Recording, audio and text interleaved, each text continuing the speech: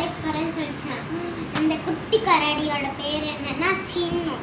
சின்னு வந்துட்டு அப்புறமா கடைக்கு போகிறேன்னு சொல்லிச்சாங்க. அம்மா கூட்டிகிட்டு போயிட்டாங்க. அப்புறமா அவங்க ஒரு வந்துட்டு ஒரு டிக்கெட் வாங்குவோம்ல, அது வந்துட்டு அந்த சின்னும் லைனில் தான் நிற்கணுமாமா அப்படின்னு கேட்டுச்சா. ஆமா சின்ன தங்கம் அப்படின்னு சொன்னாங்களாம்.